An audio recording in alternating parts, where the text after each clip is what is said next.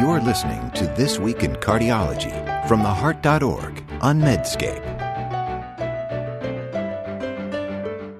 You can now access the latest in medical news on your Amazon Alexa-enabled device. Join me, Perry Wilson, every weekday morning for Medscape Medical Minute, where I highlight the top medical stories of the day. To add Medscape Medical Minute to your flash briefing, search for Medscape Medical Minute on Amazon and click Enable. Or open the Amazon Alexa app, go to Skills, search for Medscape Medical Minute, and click Enable. Then say, Alexa, what's the news? Or, Alexa, what's my flash briefing? I hope you'll join us. Hi everyone, this is John Mandrola from theheart.org Medscape Cardiology, and this is This Week in Cardiology for June 26, 2020. This week, COVID, a breakthrough in science communication, tricuspid valve disease, and AFib ablation. First, a brief COVID update. In the U.S., the rate of growth of cases is 1.11x. That's about flat from last week, and there are now about 2.5 million cases. U.S. deaths last week were 120,000, and this week they are 124,000. The rate of rise is about 1.03x, and that is steady. The big story, however, are increases in COVID cases in the West and South. This week, California, Arizona, Texas, especially Houston, have seen significantly higher rates of hospital admissions. Yesterday, the governor of Texas ordered hospitals in 4 major cities to stop doing elective cases. This is very worrisome.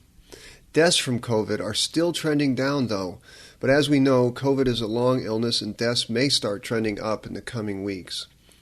Some interesting details. First, the rise in cases do not seem to correlate with cities that had the largest protest. This is an unfolding story, but it aligns well with the notion that indoors looks far riskier than outdoors. Second, while there is more testing going on, the rate of test positivity is increasing, and that suggests a lot more community spread. And third, the median age of new cases is dropping in many areas. This also aligns with the increase in testing, greater community spread, less cautious youth, and more careful behavior of older people. Now, my take is that this is the new normal for months to come. When schools and colleges open, there will surely be more cases. I mean, look at the high-profile cases that have been seen in sports teams that started back. The skill will come in protecting the vulnerable and keeping well below hospital capacity thresholds. I don't know about other places, but in our zip code, public health and hospital officials are watching this situation closely. The good news, I think, is that masks are becoming more and more a part of the new normal. And Kentucky's been one of the most mask-resistant places, and even here I am seeing gradual acceptance. Internationally, Brazil, Mexico, and India continue to suffer increasing cases, and my thoughts are with my colleagues in these areas. Second topic, there was really big news in science this week. As I reported last week, the recovery trial is an RCT from University of Oxford researchers, and on June 8th, recruitment in the dexamethasone arm was halted because of efficacy. Last week I discussed the press release, and this week the authors put the primary findings on a preprint server. This is huge news for 2 reasons, one specific and one general. The specific reason is that we learned about the subgroup effects. Recall that dexamethasone reduced mortality overall in COVID, but much more in patients that were on ventilators, less so on those taking oxygen, and it trended towards harm in those with no ventilatory support. What we learned in the preprint is that the baseline characteristics were not matched, and my colleague, Dr. Marcio Bittencourt from Brazil, had a nice thread on this. In short, those on the vent were younger, had had COVID longer, and had less cardiopulmonary disease. And these baseline differences could explain both the dexamethasone trend toward harm in patients with newer onset disease and benefit in those with more advanced later stage disease. You think about the COVID pathophysiology. People with early onset disease have high viral loads. They need their immune system. Blocking it with dex could be bad. Conversely, in the later stage of COVID, the problem seems to be the excess immune response. Here, immune suppression with steroids could have a greater effect. What's more, if patients in the vent group were younger and had less comorbid conditions, then they would be less apt to have adverse effects from corticosteroids. Now, the general and more important reason to highlight this is the use of preprint servers is that it is a novel thing, and it's a real positive for the communication of science. Putting data on a preprint allows public peer review, which in turn allows clinicians to translate the evidence immediately. In my opinion, this should become the norm. If you have enough data to put out a press release, put the preliminary data online. Now, you might ask, why is this so important? I think it's important because most cases of science by press release are deeply problematic. Consider the increasingly common situation of pharma or device companies releasing positive results before a trial presentation. I think this is mostly about marketing and spin. The press release devoid of details has an anchoring effect. In other words, clinicians now have time to digest the fact that drug X or device Y works. Then, when the actual data come out, even if the effect size is small or results fragile, it becomes easier to spin because everyone starts with the announcement of positive results. By putting preliminary data on a preprint server, the Oxford researchers have set an excellent example, and perhaps this may herald a turning point in science communication. Third topic in cardiology. One of the many features of the Heart.org Medscape Cardiology that I like is their section on reposting of journal articles. Recently, I found one titled Tricuspid Tragedy from Cinderella to Celebrity. I didn't look at it initially. Then last week, I heard a bunch of whispers in the cath lab about using percutaneous techniques to treat tricuspid regurgitation. Well, the whispers sent me back to the paper, which was actually an editorial describing the undertreatment of tricuspid regurgitation and the association of tricuspid regurgitation with bad outcomes. Well, boom, I had uncovered the beginnings of a new movement in cardiology, that is, intervention on the tricuspid valve. Once called the forgotten valve, the presence of these new tools has ushered in a newfound remembrance of this right-sided valve. The thought that comes to mind, if you have a hammer, you start to see nails everywhere. I wrote a column on the potential for overtreatment of tricuspid regurg. I hope you take a look at the post. It's a pretty short column. The short summary is this. There are oodles of observational studies that consistently find that tricuspid regurgitation associates with bad outcomes.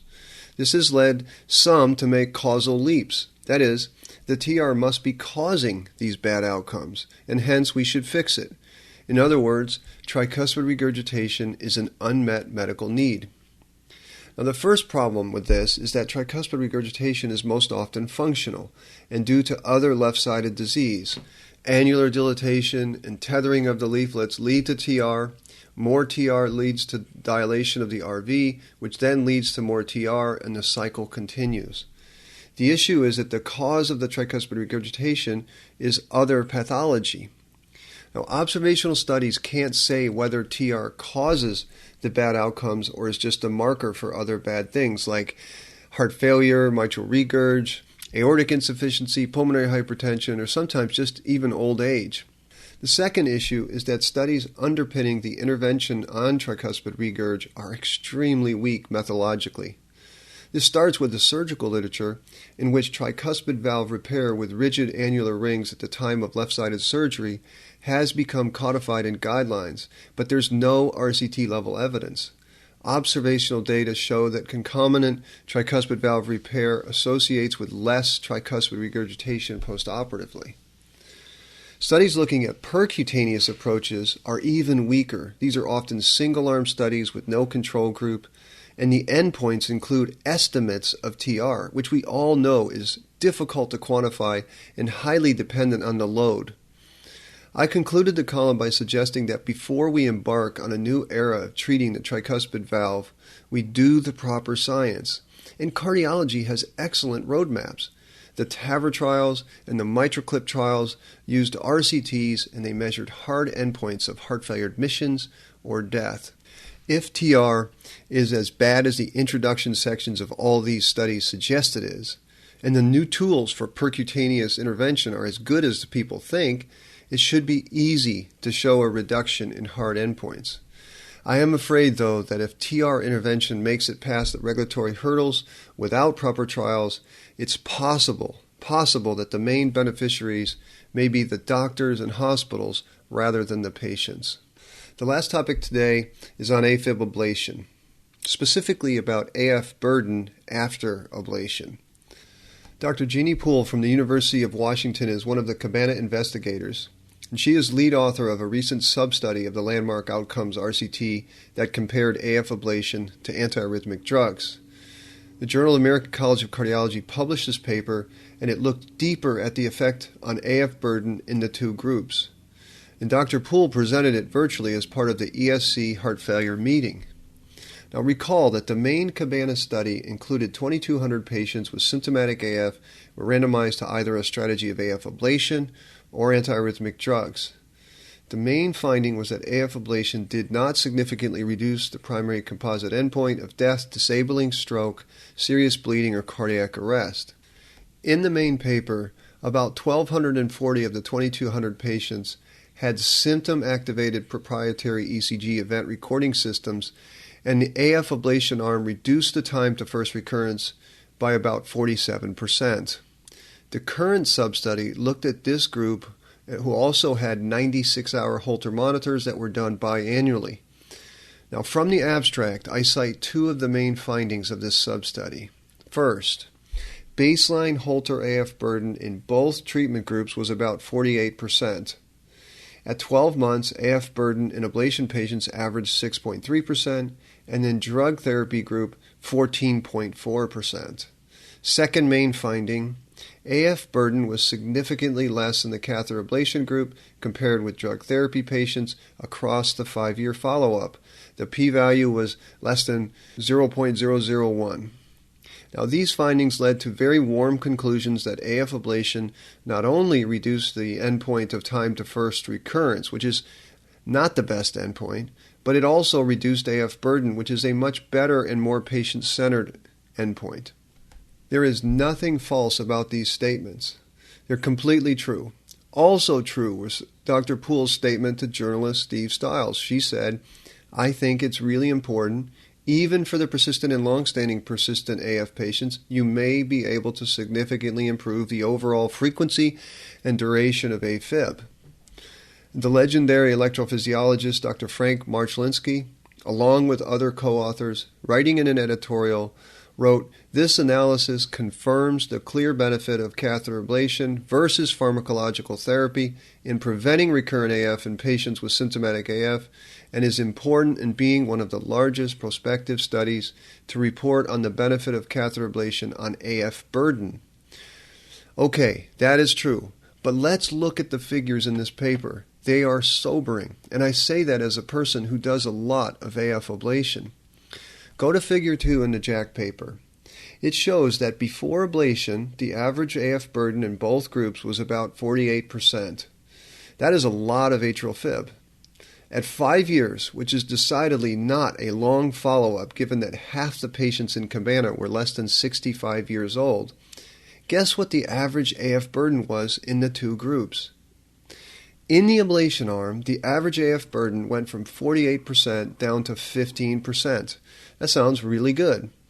But in the drug arm, and remember, AFib drugs are terrible, the AF burden went from 48% to 21%. That's only a 6% difference in AF burden, and this is in the setting of a carefully done RCT, one which included experienced AF centers. Now, in patients with paroxysmal AFib, the AF burden at 5 years averaged at 8% in the ablation arm, and with drugs 10%. Now, the p-value was significant, but don't tell me that a difference of 2% AF burden is clinically relevant. Now, in patients with persistent forms of AFib, the burden at 5 years averaged 21% in the ablation arm and 30% in the drug arm. Now, these were both big drops, as the AF burden before randomization was about 70%. But still, in the best centers in the world, in the rarefied setting of an RCT, the difference in the robust endpoint of AF burden is only 9%.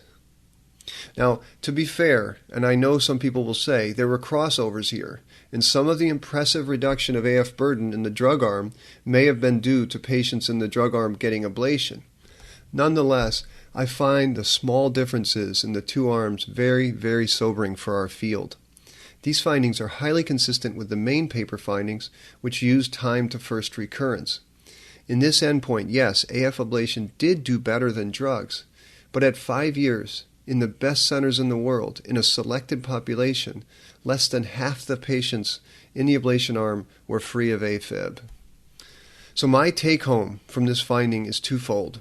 One, except for a select group of patients with focally driven AFib, most cases of AFib have upstream causes, such as sleep apnea, obesity, hypertension, alcohol, valvular heart disease, and thus the notion that isolating pulmonary veins is enough is wrong-headed. Better long-term outcomes will require comprehensive management of risk factors over the years. And the second take-home is this.